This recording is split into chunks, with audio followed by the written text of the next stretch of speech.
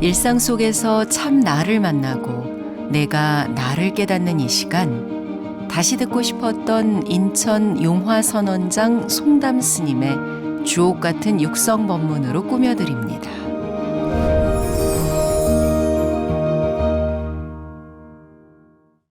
사람들은 병 없이 건강하기를 다 바라고 건강해서 오래오래 살기를 바라고 무엇을 하든지 그 건강하기를 바라는데, 그 건강이라 하는 것은 육체적인 건강, 또 정신적인 건강. 육체가 건강해야 건전한 정신을 가질 수가 있는 것입니다. 그러면 그 건강하지 못하다 하는 것은 오장육부의 균형을 잃어버리면 그것이 바로 병이라 하는 증상으로 나타나는 것입니다.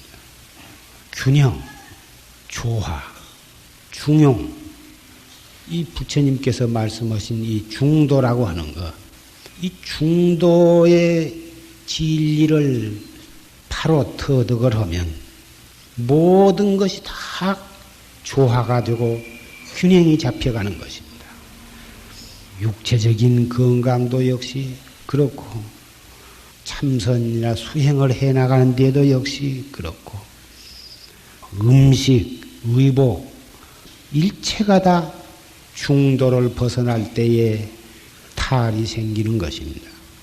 자녀의 교육 문제도 역시 중도를 잃어버리면 탈이 생기는 것입니다. 지나치게 자녀를 사랑한답시고 과잉 보호를 하고 지나치게 애착심을 가지고 과잉 보호를 하면 그것도 또한 하나 구속이 되어서 자녀가 자라나는데 자주력을 가지고 활발하게 자랄 수가 없는 것입니다.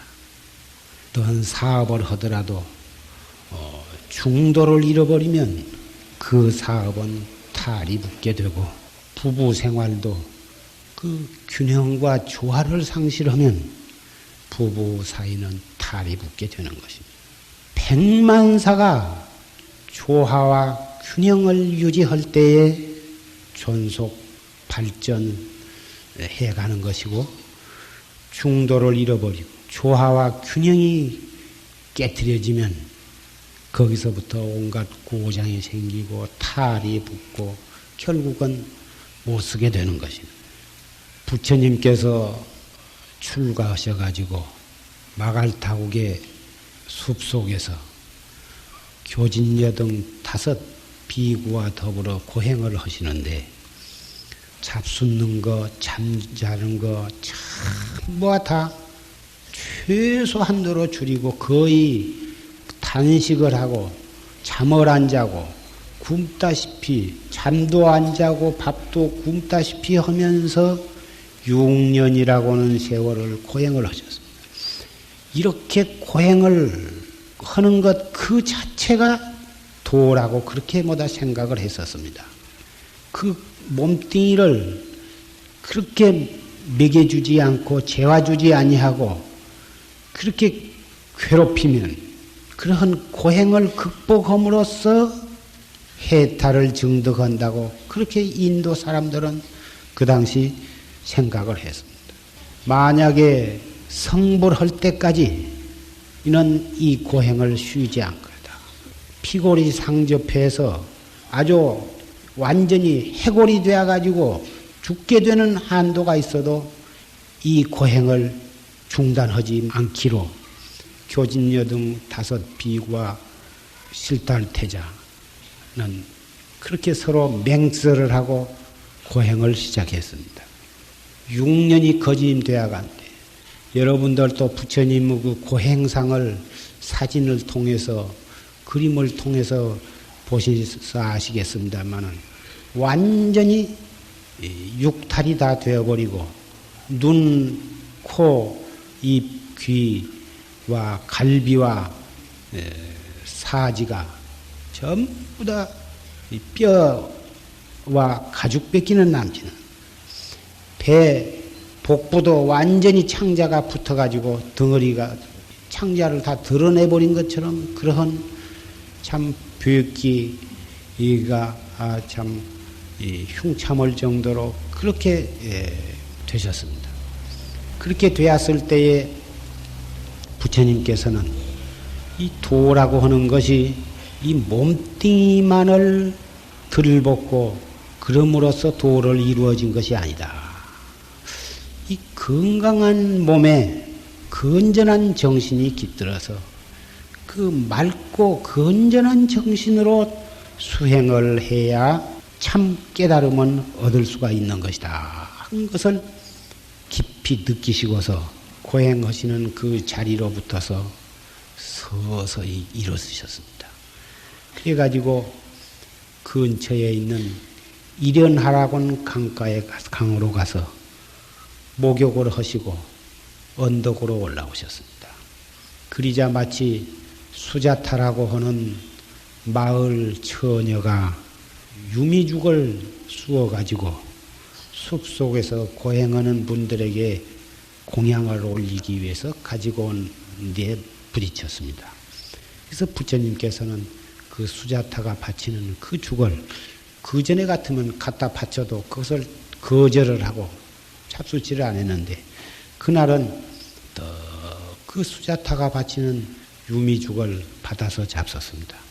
그러니 그 맑은 물에 목욕을 하고 난 다음 그 죽을 한 그릇 얻어서 잡수니 그렇게 기운이 나고 정신이 상쾌하고 새로운 몸에 맥이 돌면서 참 정신이 새로워졌어.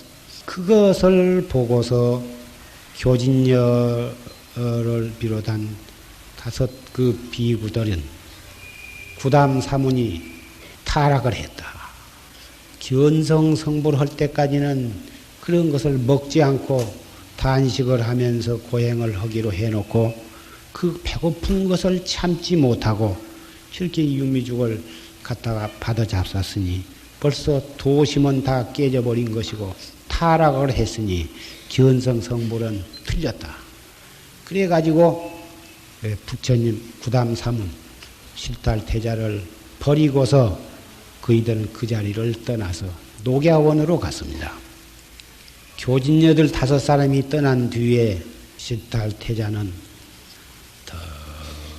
보리수나무 밑에 앉아서 새로운 마음으로 참 정진에 들어갔습니다.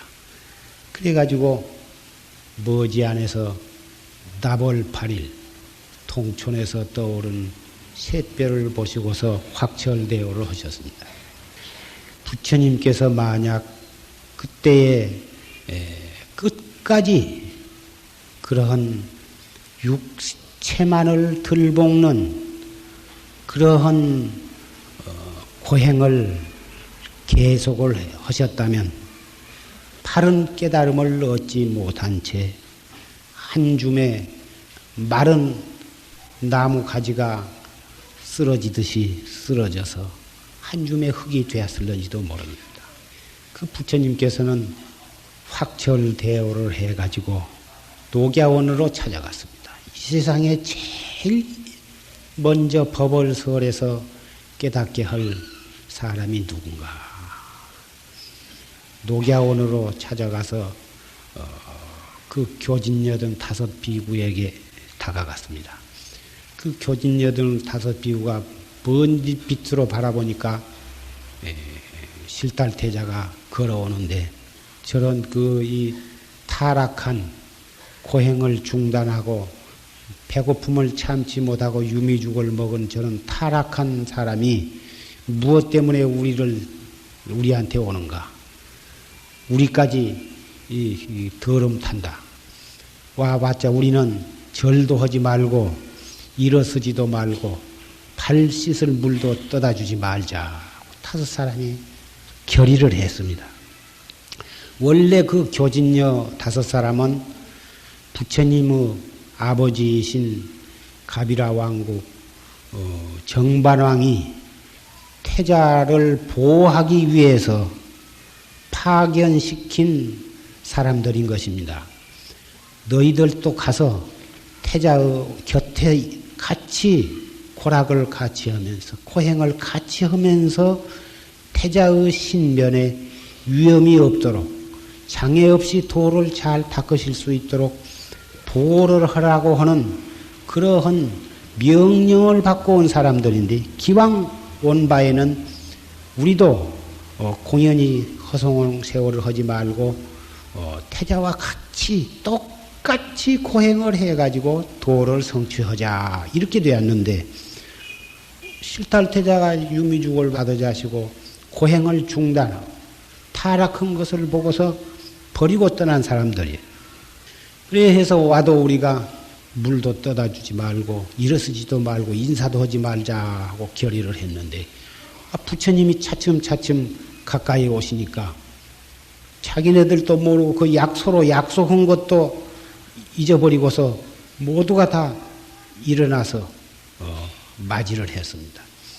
워낙 옛날에 다 이 태자로 섬기던 상전인데다가 성불을 해서 부처님이 되셔가지고 오시니 그 유광에 감히 일어나지 아니할 수가 없었을 것입니다. 일어나서 맞이하고 발 씻을 물을 떠다드리고 부처님께서 그 교진녀들에게 무슨 말씀을 최초에 하셨느냐 하면 보통 사제법, 고진멸도 사제법문을 설하셨다 이렇게 다 경전에 되어 있습니다마는 그 사제법을 설하시기 전에 말씀을 하신 것이 이 중도 고행을 해 나가는데 고행을 위주한 고행을 위한 고행을 하지 말아라. 지나치게 육체를 괴롭히는 그런 고행을 위한 고행을 하지 말고 그렇다고 해서 지나치게 잘 먹고 잘 입고 사치 그런 안락 위주의 그런 생활도 바른 생활이 아니다. 지나친 고행도 올바르지 못하고 지나치게 호의호식하고 편안한 것도 바른 수행이 아니다. 일상 속에서 참 나를 만나고 내가 나를 깨닫는 이 시간, 지금까지 인천 용화선원장 송담 스님의 말씀이었습니다.